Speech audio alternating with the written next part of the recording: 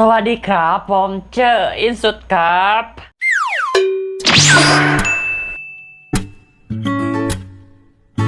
What itu kawan, welcome back to my YouTube channel.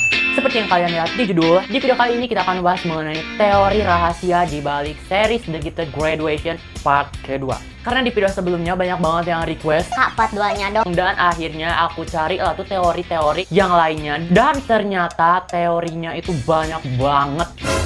Sekarang di video kali ini kita akan membahas teori-teori tersebut secara tuntas. Oh iya, tapi aku mau ngasih info ke kalian, jika kalian punya teori sendiri, jangan kalian tulis di kolom komentar, tapi kalian follow Instagram aku, kemudian kirim lewat DM Instagram. Kenapa? Karena aku punya rencana di video selanjutnya aku bakalan buat segmen khusus teori-teori Gifted Graduation menurut netizen Indonesia. Di video tersebut aku bakalan sebutin nama Instagram kalian, kemudian membacakan teori yang kalian miliki. Link Instagramnya ada di kolom deskripsi di bawah.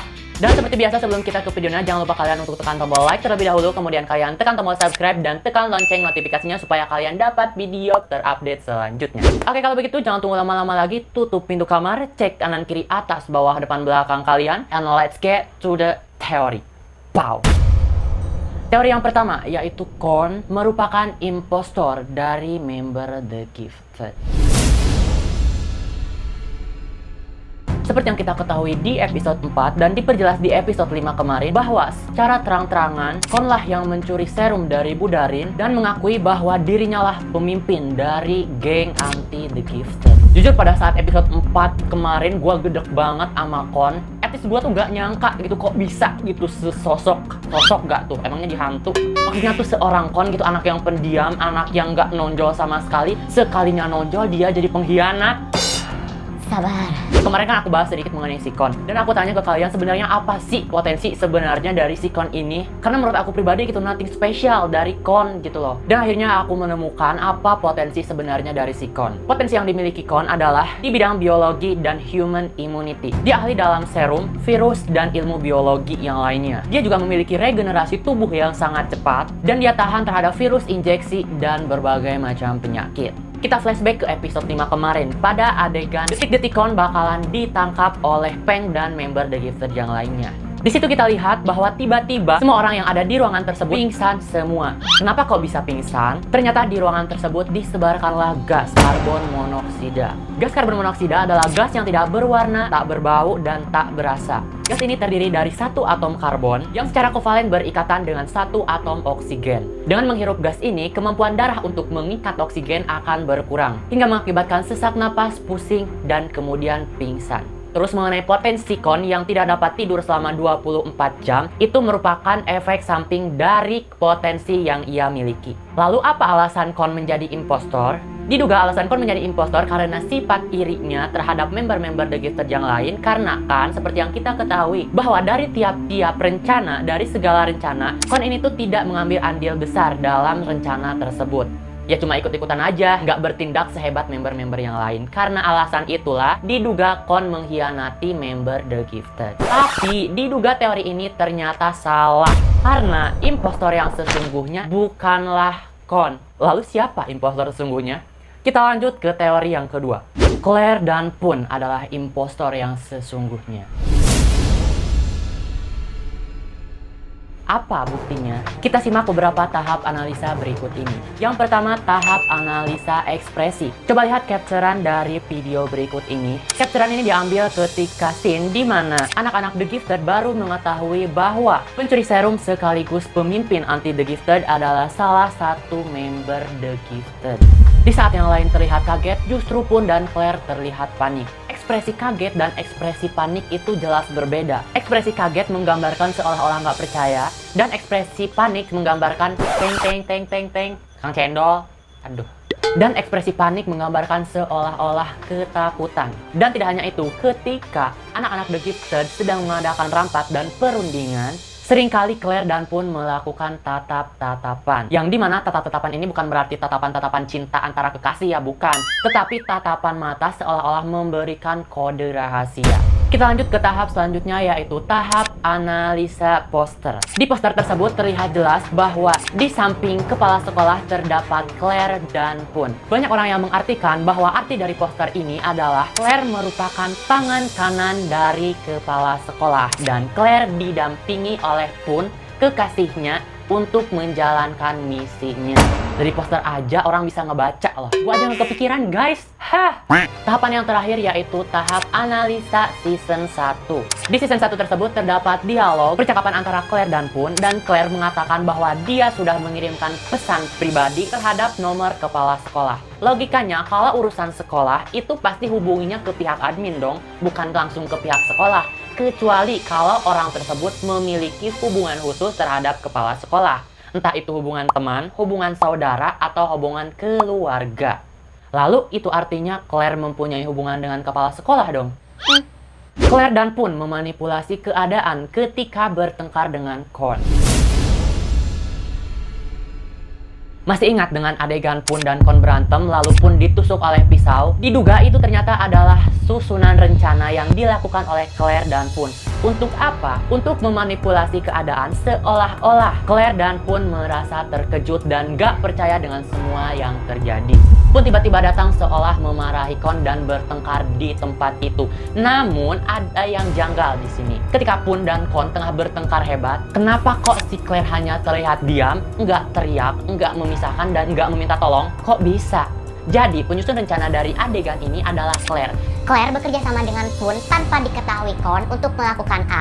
Dan Claire bekerja sama dengan Con tanpa diketahui Pun untuk melakukan hal B seperti itu. Jadi seolah-olah mereka dimanfaatkan oleh Claire. Gila Mbak Claire. Udah lu ngehianati pacar lu. Ngehianati sahabat masa kecil lu. Jahat. Next ke teori selanjutnya. Dalang utama dari kekacauan ini adalah P. Channon. Loh, siapa sih P. Channon itu? Kita flashback ke season pertama. P. Channon merupakan salah satu member The Gifted angkatan pertama yang telah dikeluarkan dari member The Gifted dan dihilangkan ingatannya karena mengetahui rahasia terbesar dari sekolah.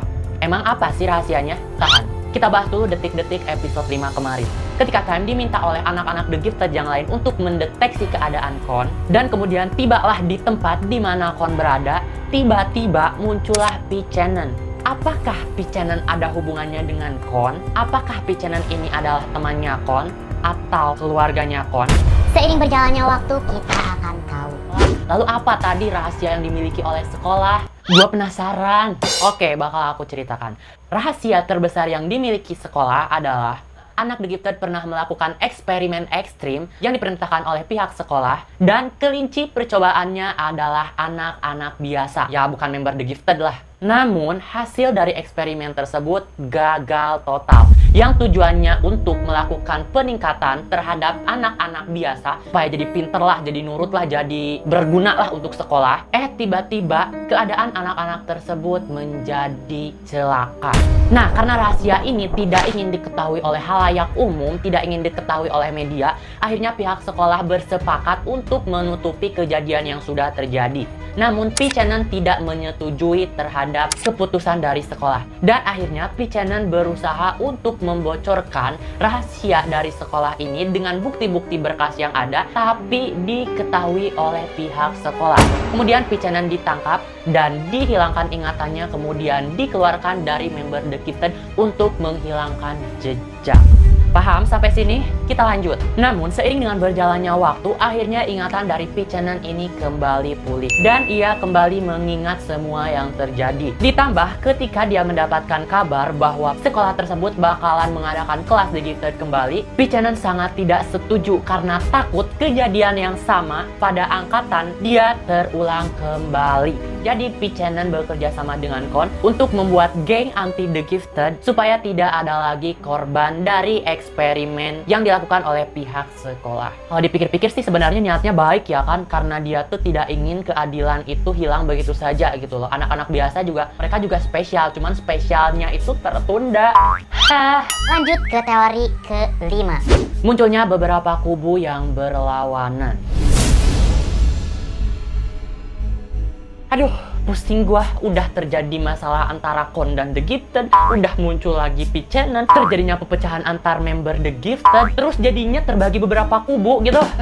Oke, kita bahas secara perlahan. Awal mulanya sebenarnya mereka memiliki ideologi yang sama, namun misi dan visi mereka yang berbeda. Mereka memiliki ideologi yang sama nih, cuman mereka ingin keuntungan yang berbeda. Ya namanya juga beda orang beda kepala ya kan. Walaupun kita berusaha untuk disatukan, tapi yang namanya kepala, yang namanya otak itu nggak bisa disatuin begitu aja gitu. Di mulut bilang iya, tapi di hati bilang tidak. Toxic dah tuh. Nah seperti itulah member-member The Gifted yang lain. Ketika Peng mengatakan A, mereka seolah-olah bertindak iya, padahal mereka mengatakan tidak. Yang sabar ya, Peng. Lalu mereka terbagi berapa kubu dan kubu mana saja. Pada teori ini mereka bakalan terbagi menjadi 4 kubu. Yang pertama yaitu kubu kepala sekolah yang beranggotakan Claire, Jack Angel, dan Grace. Kubu yang kedua yaitu kubu Budarin yang beranggotakan Fun, Kon, Mon, dan Ted. Kubu yang ketiga kubu Pak Pom yang beranggotakan Peng, Wave, Om, dan Time. Dan kubu yang keempat adalah kubu dari orang-orang masa lalu kepala sekolah. Siapa aja? Kita lihat di poster ini. Di poster ini terdapat seseorang memakai jaket dan gambar dari lutut ke bawah.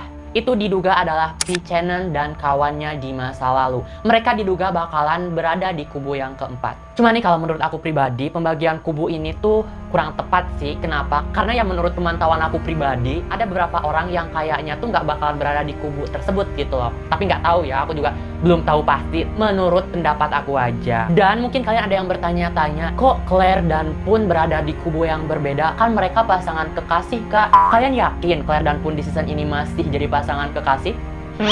Jawabannya ada di teori selanjutnya. Teori yang selanjutnya yaitu Claire bakalan berpindah ke lain hati.